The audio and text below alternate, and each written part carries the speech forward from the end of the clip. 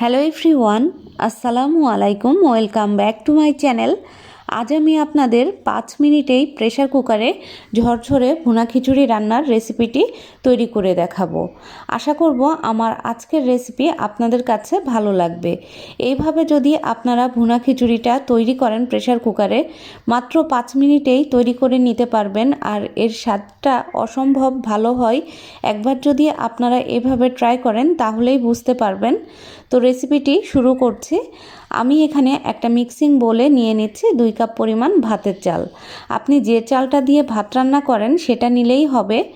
আর নিয়ে নিচ্ছি কিছুটা মাসকলাইয়ের ডাল, মুগ ডাল নিয়ে নিচ্ছি কিছুটা, আর নিয়ে নিব মসুরির ডাল। তো আমি এখানে 1 কাপ পরিমাণ ডাল নিয়েছি আর 3 রকমের ডাল দিয়েই আজকের খিচুড়িটা আমি রান্না করব। আপনি চাইলে যে কোনো এক ধরনের ডাল দিয়েও খিচুড়িটা রান্না করে নিতে পারেন।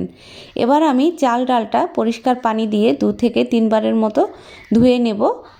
তো আমি ধুয়ে নিচ্ছি। এবার আমি একটা ঝুড়িতে পানিটা ছাকার জন্য রেখে দিলাম ডালটা। চুলায় একটি প্রেসার কুকার বসিয়ে দিয়ে 3 টেবিল চামচ সরিষার তেল দিয়ে দিলাম, একটা শুকনো মরিচ আর সামান্য একটু জিরা আমি ফোড়ন দিয়ে নিলাম। এবার দিয়ে দিব 1/2 কাপ পরিমাণ পেঁয়াজ কুচি। তো আমি পেঁয়াজটা একটু ভেজে নিচ্ছি। পেঁয়াজটা কিন্তু একেবারে ভাজতে ভাজতে পুড়িয়ে ফেলা যাবে না, জাস্ট 1 মিনিটের মতো ভেজে নিলেই চলবে। দিয়ে দিব 1 টেবিল স্পুন আদা বাটা, 1 টেবিল স্পুন রসুন বাটা। আদা রসুনটা খুব ভালোভাবে মশলার সঙ্গে কষিয়ে নিতে হবে পেঁয়াজের সাথে। তো আমি কষিয়ে নিলাম। এবার দিয়ে দিচ্ছি 1/2 টিস্পুন হলুদ গুঁড়ো, 1/2 টিস্পুন দিয়ে দিচ্ছি লাল মরিচের গুঁড়া, ধনিয়া গুঁড়া 1 টিস্পুন, জিরা গুঁড়া 1 টিস্পুন। এবার আমি মশলাগুলো আবারও কিছুক্ষণ কষিয়ে নেব।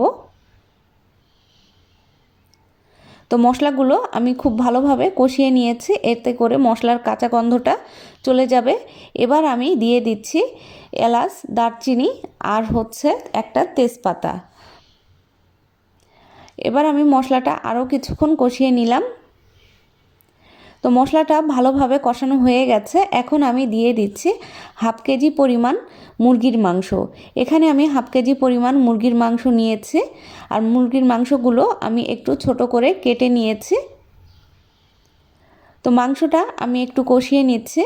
আর মাংসতে কিন্তু কোনো পানি ব্যবহার করার দরকার নেই। মাংস থেকে যে পানিটা উঠে আসবে এটা দিয়েই কিন্তু মাংসটা কষানো হয়ে যাবে। দিয়ে দিচ্ছি 1 টিস্পুন পরিমাণ লবণ।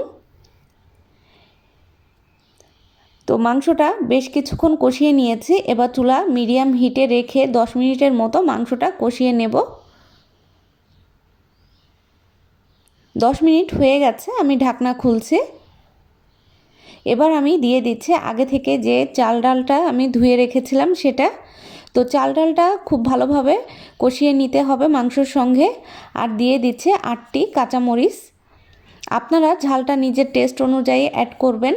তো আমি খুব ভালোভাবে ডালটা একটু ভেজে নিচ্ছি।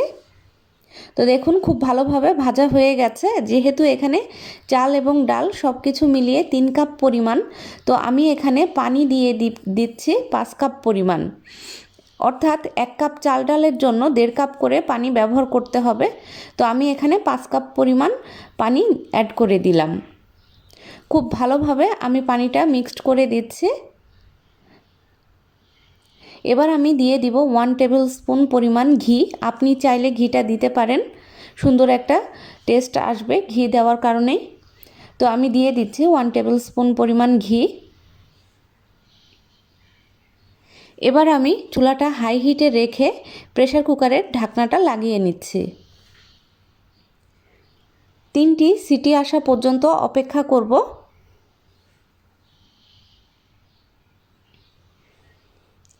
3টি সিটি আসার পরেই কিন্তু চুলাটা আমি বন্ধ করে দেব।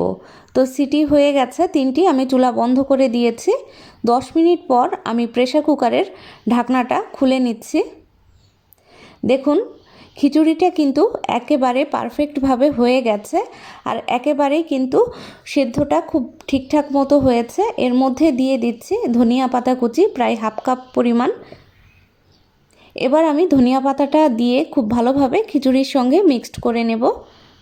এতে করে খুব সুন্দর একটা টেস্ট আসবে। আপনি চাইলে ধনিয়া পাতা স্কিপ করতে পারেন যদি পছন্দ না করেন।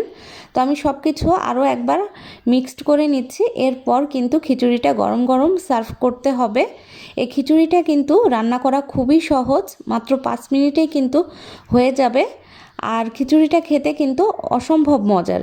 এই খিচুড়িটা খাওয়ার জন্য কিন্তু এক্সট্রা কোনো তরকারি লাগবে না, এটা কিন্তু এমনি এমনি খাওয়া যায়। তো আমি সার্ভ করে নিচ্ছি। তো দেখুন খিচুড়িটা কিন্তু একেবারে ঝরঝরে হয়েছে, আর এটা খেতেও কিন্তু অনেক বেশি টেস্টি। একবার হলেও বাসায় ট্রাই করে দেখতে পারেন, খুব সহজেই এই রেসিপিটা তৈরি করে নিতে পারবেন। দেখুন মাংসটাও কিন্তু খুব ভালোভাবে সিদ্ধ হয়ে গেছে। আশা করব আমার আজকের এই রেসিপিটা আপনাদের সবার কাছে ভালো লেগেছে। সবাই অনেক বেশি ভালো থাকবেন। আল্লাহ হাফেজ।